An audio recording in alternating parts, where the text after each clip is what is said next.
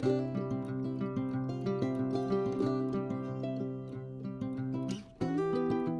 y'all, welcome back to the channel. Today we're working on the Junkyard Scout. Okay, so I went ahead and pulled the screws out of the valve cover and just to see what kind of shape the engine was in. And this engine looks so good. Look at how clean that is. And that makes me feel a lot better about the rest of the engine because it looks like whoever owned this at least maintained it and changed the oil. So I've tried soaking the cylinders and barring it over and I just can't get it to move. And I'm actually moving the crank bolt at this point. So I'm just gonna go ahead and pull the manifold and pull the head off and just see what we're working with. So let's get into it.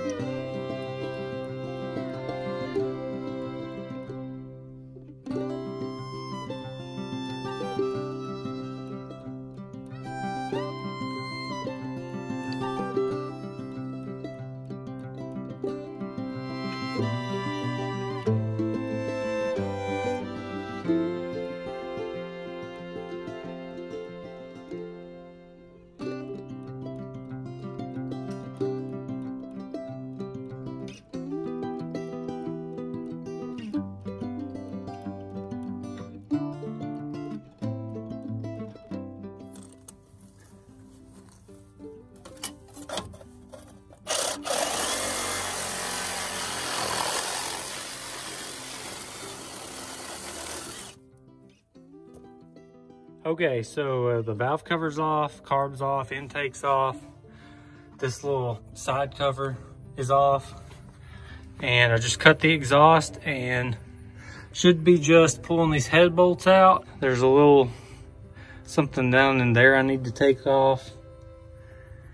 And we should be ready to pull this head off.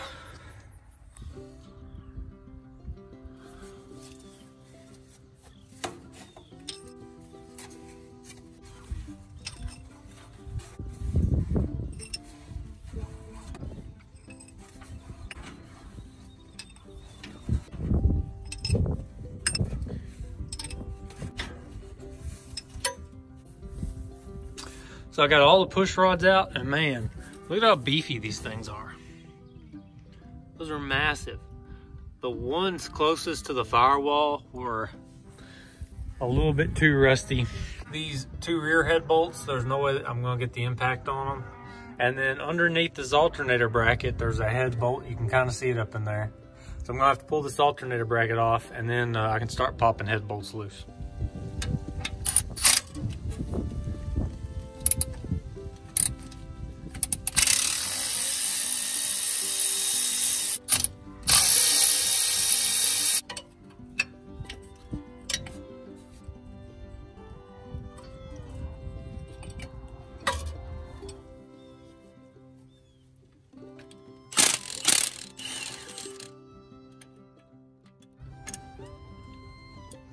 Okay, so I got all those head bolts broke loose.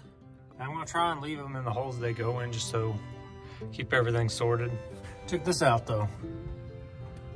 A little IH cast into it. And then I wonder if this 68 is the casting year because I thought this was a 67 when I ran the serial number on it. Now I'm gonna see if I can get this, this head to lift out.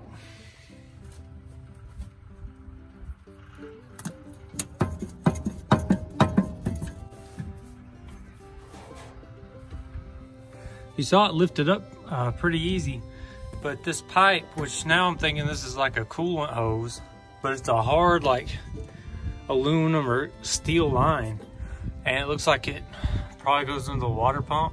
I was hoping not to have to pull all that stuff off, but I've tried prying on it. I don't want to break it. So I guess next I'm gonna have to pull that water pump off. Okay, so ended up pulling the water pump off, and it ended up being a very snug fit between the radiator and this water pump housing.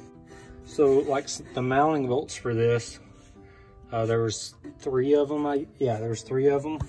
There's one right down here, and then there's 2 down here. Probably could have got to them without pulling the water pump if I could have seen them, but I couldn't see where they were all at. And then this is all loose now, and you can see that hose over there.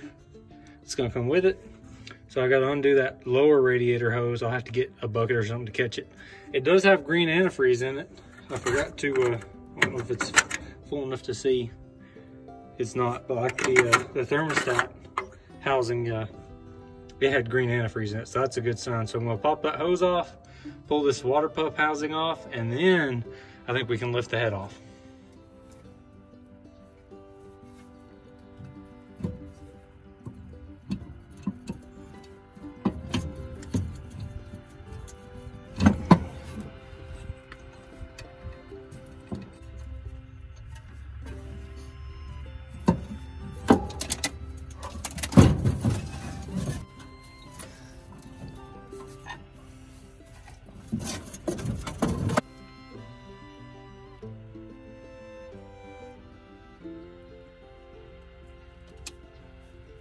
Not too bad.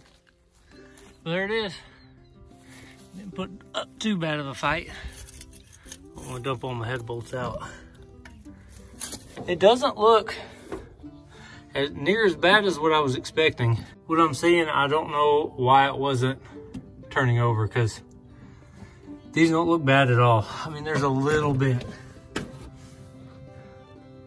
but nothing that I think would keep this from turning over. But now that it's all off, I can give them all a little tap with a block of wood or something, and then we'll try again to turn this thing over.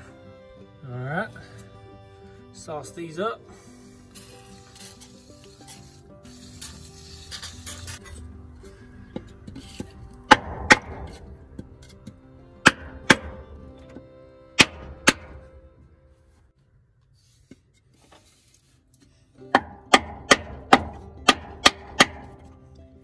All right, so now with that water pump and stuff out of the way, I can get to it from the top. It's a 15/16 socket. I'm gonna set those right here, and we'll see if we can get this thing to move.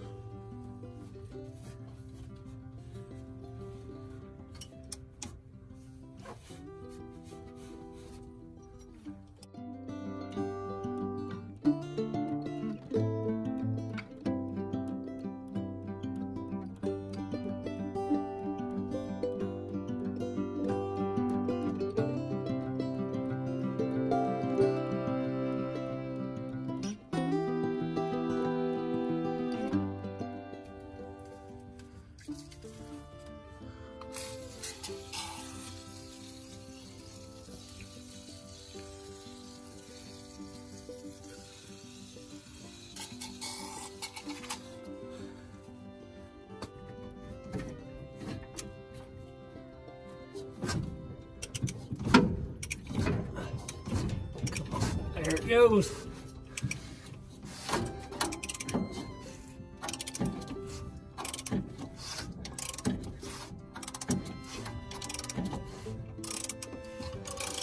That's it.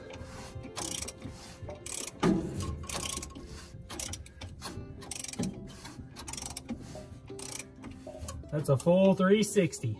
Okay, so this is great news. The engine's broke free, so that means I can go forward with ordering some gaskets for it and starting the process of putting this back together.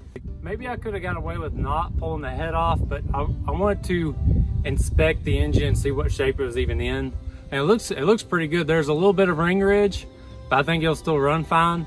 And being able to see it, actually the little microscopic movements to get it broke free, that really helped, knowing when to go back and forward. So next step for this, I'm gonna order some parts, get some new gaskets, some ignition stuff, maybe a carb rebuild kit, and we'll get to work putting this thing back together, and maybe we'll get to hear it run in the next video. So I appreciate y'all checking it out, and I'll see you next time.